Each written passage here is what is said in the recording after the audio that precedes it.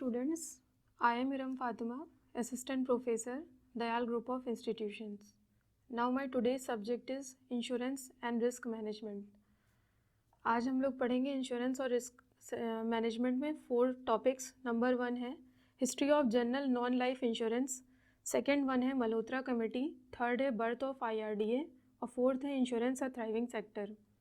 तो सबसे पहले पहली हेडिंग स्टार्ट करते हैं, history of general non life insurance. कहाँ से नॉन लाइफ इंश्योरेंस स्टार्ट हुआ? तो सबसे पहले समझते हैं कि नॉन लाइफ इंश्योरेंस क्या होता है. नॉन लाइफ इंश्योरेंस किसी भी इस तरह का इंश्योरेंस जो लाइफ से अलग हो, मतलब कि जो नॉन लिविंग थिंग्स होती हैं, जैसे कि हमको जो है प्रोटेक्शन मिले बिल्डिंग के लिए, व्हीकल्स के लिए और मशीनरी के लिए और इक्विपमेंट के लिए या फर्नीचर के लिए या किसी भी व्हीकल, तो उसमें जो या फिर जैसे कि फायर की रिस्क लगने का हो या अर्थक्वेक का या एक्सीडेंट का या थेफ्ट का डर हो, तो इन सब चीज़ों में अगर हमको फिनेंशियल प्रोटेक्शन चाहिए तो हम लोग नॉन लाइफ इंश्योरेंस करवाते हैं. हिस्ट्री जो है वो इंश्योरेंस की वो बहुत पहले से स्टार्ट हो गई थी 17th सेंचुरी से, जब इंडस्ट्रियल रिवॉल्यूशन जो है वो वेस्ट की साइड चल रहा था. जनरल इंश्योरेंस इंडिया में उसने अपनी बहुत दूर दूर तक उसने अपने रूट्स फैला दिए थे. और जब इस्टेब्लिशमेंट हुआ था ट्राइटॉन इंश्योरेंस कंपनी का कोलकाता में इन द ईयर 1850, जो कि इस्टेब्लिश किया गया था ब्रिटिशर्स के द्वारा.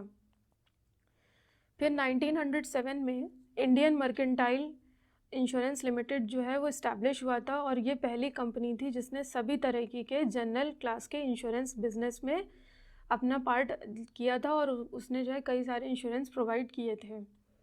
फिर 1957 में जनरल इंश्योरेंस काउंसिल GIC, जो कि इंश्योरेंस एसोसिएशन की शुरुआत उसने की थी, उसने इस्टेब्लिश किया जनरल इंश्योरेंस काउंसिल को, और उसने कई सारे फेयर कंडक्ट किए. मतलब कि इंश्योरेंस में उसने ये कहा कि फेयर तरीके से इंश्योरेंस हो, इंश्योरेंस का कोई गलत फ़ायदा ना उठाएं. और उसने कई सारे बिजनेस प्रैक्टिसेस को करने के लिए नॉन लाइफ या जनरल इंश्योरेंस सेक्टर को अचीव करने के लिए कई सारी चीज़ें जो है वो इंश्योरेंस में प्रोवाइड की. फिर 1968 में इंश्योरेंस एक्ट में फिर से जो है उसमें अमेंडमेंट हुआ. सिचुएशन को देखते हुए उसमें कुछ लग रहा होगा कि हाँ इसमें इस चीज़ की कमी है, तो उसको फिर से जो है अमेंडमेंट किया. और उसके बाद उन्होंने कई सारे इन्वेस्टमेंट्स को रेगुलेट किया कि किस में कितना इन्वेस्टमेंट अब करना है, टाइम जो ईयर चल रहा होगा उसके हिसाब से 1968 में. और उन्होंने मिनिमम सॉल्वेंसी मार्जिन्स जो है वो इस्टेब्लिश किए, मतलब कि जो है किसी को किसी से कर्ज ना लेना पड़े, और अगर उसको जो है कोई उसके साथ प्रॉब्लम क्रिएट हो जाती है तो वो टाइम से अपने रिस्क को बियर कर सकता है इंश्योरेंस करा के. तो इस तरीके की जो है वो हिस्ट्री देखने को मिलती है नॉन लाइफ इंश्योरेंस में. तो कैसे कैसे किन किन कंपनीज़ के थ्रू वो इस्टेब्लिश हुआ, कैसे आगे बढ़ा, ये सब हम लोग इसमें पढ़ते हैं. जिसमें कि मैंने पहले ही बता दिया कि नॉन लाइफ इंश्योरेंस जो है वो is a type of insurance other than life, मतलब कि लाइफ के अलावा किसी और चीज़ का जब हम इंश्योरेंस कराते हैं तो वो हमारा नॉन लाइफ इंश्योरेंस होता है, जो कौन कौन सी कंपनीज़ के थ्रू स्टार्ट किया गया. फिर with the passage of time जो जनरल इंश्योरेंस बिजनेस था वो धीरे धीरे नेशनलाइज्ड होने लगा. 1972 में पूरी तरीके से वो नेशनलाइज्ड हो गया.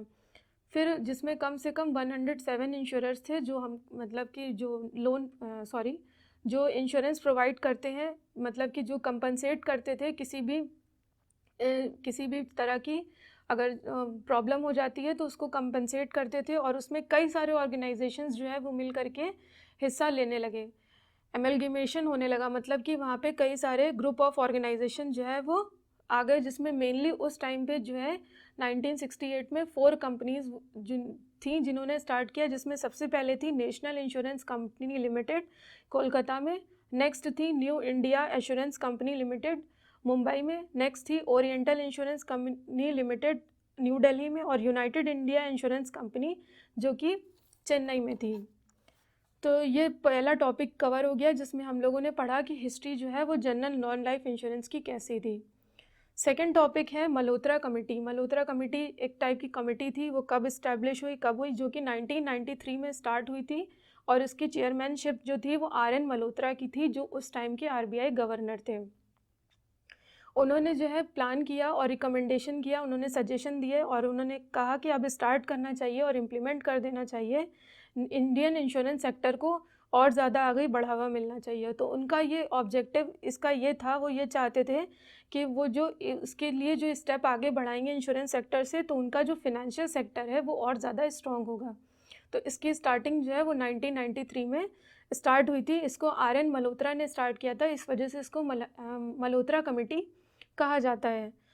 फिर उसके बाद इसने अपनी रिपोर्ट 1994 में 1 साल बाद जो है वो सबमिट करी और कहा कि प्राइवेट सेक्टर को भी जो है इंडियन इंश्योरेंस सेक्टर में आने की परमिशन दे देनी चाहिए, जिससे हमारा फिनेंशियल सेक्टर जो है वो और ज़्यादा मजबूत बने। और साथ साथ उन्होंने ये भी रिकमेंड किया कि जो पार्टिसिपेशन है फॉरेन कंपनीज़ का, उससे जो है हम वो एंटर कर सकता है MOU में। MOU मीन्स होता है मेमोरेंडम ऑफ अंडरस्टैंडिंग, जो एक्ट बना है जिसमें जो है इंडियन कंपनीज़ जो है वो जॉइंट वेंचर्स, मतलब कि प्राइवेट और सेक्टर मिल करके जॉइंट वेंचर्स के थ्रू कंपनीज़ अपनी इस्टेब्लिश कर सकती हैं। फिर उसके बाद हमारा थर्ड टॉपिक है बर्थ ऑफ IRDA। जितने भी अब जनरली हम लोग सुनते हैं कि जो इंश्योरेंस कंपनीज़ होती हैं वो IRDA के थ्रू अप्रूव्ड होती हैं। IRDA का मतलब होता है insurance regulatory and development authority, जो कि गवर्नमेंट के थ्रू कंट्रोल होता है, जिसमें कोई भी इंश्योरेंस सेक्टर अगर वो अपनी इंश्योरेंस कंपनी खोलना चाहता है तो उसके लिए उसको IRDA से अप्रूव्ड होना पड़ता है, जिससे एश्योरिटी मिल जाती है कि वो इंश्योरेंस कंपनी लीगल है या नहीं है, या हमारा जो पैसा है वो कहीं किसी तरीके से इलीगल एक्टिविटीज़ में तो इन्वेस्ट नहीं हो रहा है, वो हमको टाइमली वापस मिल जाएगा या नहीं मिल जाएगा, इन सारी चीज़ों की उसमें जो है मिलती है। तो फिर ये इस्टेब्लिश हुआ था 1999 में, इसको इंडियन पार्लियामेंट एक्ट ने पास कर दिया था। फिर IRDA ने जो है इंडियन इंश्योरेंस मार्केट अपना अगस्त 2000 में जो है पूरी तरह से ओपन किया, और उसने कई सारे एप्लीकेशंस को इनवाइट किया कि वो आ करके अपने रजिस्ट्रेशन प्रपोजल्स को ओपन करें। फिर जो फॉरेन कंपनीज़ थी उनको भी इंडियन इंश्योरेंस सेक्टर में आने की परमिशन मिल गई, जिससे वो उनको जो है कहा गया कि आपको 26% ओनरशिप का पार्टिसिपेशन मिलेगा इसमें। फिर IRDA ने जो है वो पावर्स ग्रांट कर दी और रेगुलेशंस बना दिए 114 सेक्शन के अंदर, कि इन कंडीशंस में कुछ रूल्स और रेगुलेशंस बना दिए कि इन चीज़ों को फॉलो करते हुए आपको इसमें पार्टिसिपेट करना है, और इसमें आपकी हिस्सेदारी 26% की होगी। और ये इंश्योरेंस एक्ट जो बना था वो 1938 में बना था। फिर 2000 से आगे लेकर के IRDA ने कई सारे रेगुलेशंस किए बिजनेस प्रोटेक्शंस के लिए, पॉलिसी होल्डर्स के लिए, और उसमें दोनों तरीके के इंश्योरेंस के लिए रजिस्ट्रेशन होने लगी, लाइफ और non life general insurance companies को।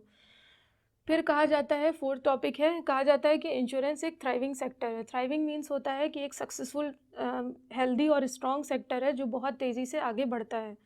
अब प्रेजेंट में क्या है कि 28 जनरल इंश्योरेंस कंपनी है, जिसमें ECGC आती है और एग्रीकल्चर इंश्योरेंस कॉरपोरेशन इंडिया का मिलता है, जो बहुत सारे लोगों को बेनिफिट पहुंचा रहा है आज के समय में। कम से कम 24 लाइफ इंश्योरेंस कंपनी है जो कंट्री के अंदर ऑपरेट कर रही हैं। इंश्योरेंस सेक्टर एक बहुत ही बड़ा और बहुत ही स्पीडी तेज़ी से बढ़ने वाला सेक्टर है, जो इस टाइम पे 15 to 20% जो है वो इंक्रीज़ होता है। उसके साथ साथ इसमें बैंकिंग सर्विसेज होती हैं, इंश्योरेंस सर्विसेज होती हैं, उन सबको मिला के इससे कंट्री का GDP इंक्रीज़ होता है, और ये 7% जो है GDP को इंक्रीज़ करने में हेल्प करता है।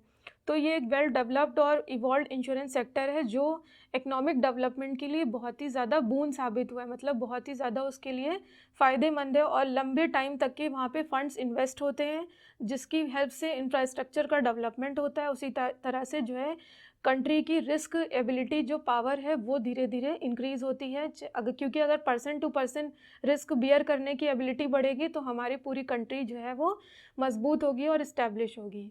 Thank you so much.